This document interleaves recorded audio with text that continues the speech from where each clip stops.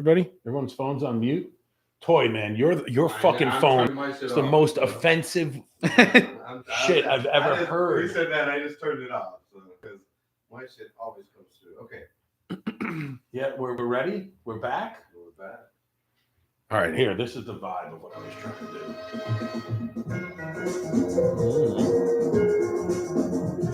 do. So ideally, the show would start out something like this, Right. where, like, you know what I mean, where we're getting set up. You got a little bit of a vibe. You got a little groove going in. Right. You know what I'm saying? So all of a sudden, like, you know, like it sets the rhythm, it sets the pace, it sets the tone. You know. Oh, yeah. So this would be like, you know, and then if people want to roll a joint, or if you want to get ready, and it's like broadcasting, it's like coming in 5 minutes, you know, or 4 minutes and 20-second countdown timer. It's like, you know, get your potato chips. Like, this is the time, you know what I mean, to get your potato chips ready. Yeah. Prepare for the future. Assuming everyone has their potato chips. All right. And then, like, you know, it would gradually, like, fade. Sure. We don't necessarily want music going on when we're talking, but like it's nice to have like a little intro, you know what I mean? And then this fades out, and then my open would come in with the fucking Toy with the waka waka wow. How does it go? Right, wow, wow, right. It'll be like a wow, wow, right, and then it go and then it's like, and then boom, we're in the studio, and it's like this. Pinsky in the Brain. This week's Brain, Cody Gibbons, coming to you live from Green Street on the 6th floor, even though we're not live. And that's because the construct of time isn't real necessarily. And plant medicine actually has been the catalyst of my discovery of that. Today's conversation is about brain chemistry, psychedelic chemistry, and I'm thrilled for this week's Brain. Cody, welcome to the show. Thanks. I'm happy to be here. I'm just curious if you remember, like, you know, the first time we met. I think so. What's your recollection? Oh, I believe we were at one of those cannabis conferences. Couldn't tell you which one. Was it a conference or was it like a cup? Or No, was it like I don't an event? think it was a cup. I think it was a business-oriented event, but like pre-legalization. So then, 2016, I believe. So then this would have been like, you know, when you have a bunch of suits at these weed events. Yeah. And then all of a sudden it's like you find yourself like, you know, finding your tribe, so to speak. Yeah, I think it was, what's that conference called? Yeah, one of the cannabis business ones. We tried to put like a different face on weed, right? Because, like, you know, we came from like the counterculture, and then as the movement started to like take hold, or actually, as I say, the movement gave birth to the industry. Yeah. And, you know, then the industry came, and all of a sudden it was like, you know, buzzwords were important, cannabis versus marijuana, or even like, you know, like showing up to conferences well dressed and like almost trying to put like a different face on the story. Yeah, there was a formalism phase where everything had to become formal, I guess. But, you know, the weird thing is, like, if you think about today, right? Like, okay, so we met in 2014, 15, 16, somewhere, right? Just 6 years later.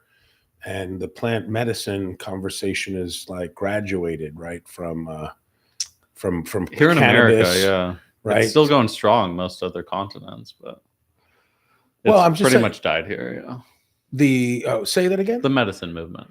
I mean, in Europe, like that's still the strong. Yeah. No, so very good point. Europe is almost like a time capsule of what the United States was like in 2013. Yeah, absolutely. You know, but no, the point I was making was if you look at the psychedelics movement, which is like blossoming now into an industry, it's almost following a similar path, right? Like medicinal applications for it. But it feels like when you're at a psychedelics conference, like people are still celebrating the culture of psychedelics, whereas when the cannabis movement kind of got put into an industry, it felt like we were almost trying to like erase history and kind of like, you know, like change our vernacular. but we're not seeing that with psychedelics. With psychedelics, it's almost like, you know, a celebration of how, you know, heroic dose, you know, is going to cure your depression or something like that. But like they're encouraging you to trip balls. Yeah, yeah, I would say so. I mean, there's a lot of mixed messaging, I think, going on in the world of psychedelics. There's like now we're seeing a lot of controversy. Initially, it was like research is happening, and everyone was excited because that's, you know, some form of progress. But I find now there's, you know, it's developing into sort of that industry from the movement phase. I would say. Rapidly, like almost way more rapidly than weed, even though you see it. Yeah, I think the path was paved, and yeah, so everything's going to move much quicker in essentially the same direction. Tell me a little bit about, I mean, like, you know, to me, you know, so this week's brain, Cody Gibbons, right? I mean, like you've been my resource, like knowledge, you know, like from a chemistry background. I think when we first met, I had a company called Canistract, and I was partnered with my old deadhead friend Mark Chaldone. Chaldone, yeah. And we were our tagline was more science, less bro. And I remember meeting you and kind of getting a little bit of an inkling as to like your chemistry, like training and background. Bring me back to that, like, you know, refresh my memory about how, you know, you went from, you know, I guess what a casual user to having an understanding of the chemistry and of the compounds themselves. Like, take me back to like early Cody. What are we talking about? Like, yeah, more or less. I started smoking in high school. Already wanted to go into biology, you know, and eventually biochemistry, and was just so fascinated with the effects of cannabis, both in the sense that it was medically beneficial for me. I'd always suffered from insomnia growing up. Always had a hard time putting on weight, lack of appetite, and cannabis really just like fixed those things overnight. You know, just took some like very minimal use, and you know, had amazing benefits. And then beyond that, it was, you know, it was really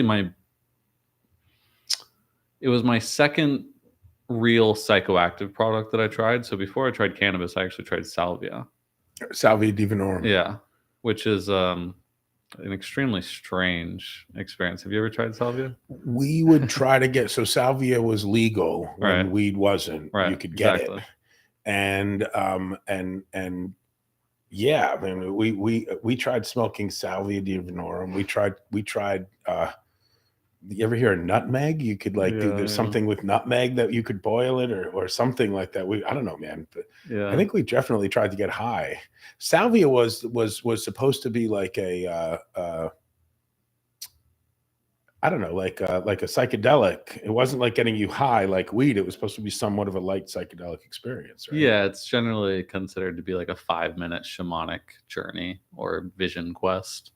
It's generally very, you know, it all depends on the dose you take, but most people probably take a fairly large dose. And, you know, it's somewhat disassociative. Sometimes you generate sort of a different reality and, you know, experience that for 5 minutes. I remember my first time I took a fairly large dose and found myself soaring above mountains, roaming with dinosaurs. Like in your head. Like in my head, but I mean, I was there. Yeah. But of course, in my head, yeah. You remember that vividly? Oh, vividly, yeah. I was fascinated. As soon as I tried that, I was like, yes, I have to try cannabis. And trying cannabis, it was so notably differently psychoactive. Like not like that. Yeah, not like that at all. Although also extremely psychedelic because I would take large doses with no tolerance because I was really exploratory with it. Like how? Like through what delivery? Through a volcano. So like just, you know, just walking into cannabis, you know, most of my predecessors, they started with like, you know, Coca-Cola cans and like glass pipes and like really shitty weed, right? Yeah. But I was introduced by someone who was like already a connoisseur. Right. And so they had a volcano, they had very high quality cannabis. generally from California. I grew up in Arizona. And yeah, I pushed it pretty far. And as most people who have tried cannabis will know, when you're first trying it, it's like notably, it's like psychedelic. I mean, it's and it depends on how exploratory you are with it. You got high your first time. Oh, I got very high. Yeah. I think that actually is a good prompt right now, because we started this show and I don't think we're high enough. Let's take 5 minutes. Let's take a 5-minute break. Sure. And we'll be right back after we have a psychedelic experience with Cannabis Divinorum. Love it. Love it. All right. What's up, Toy Boy?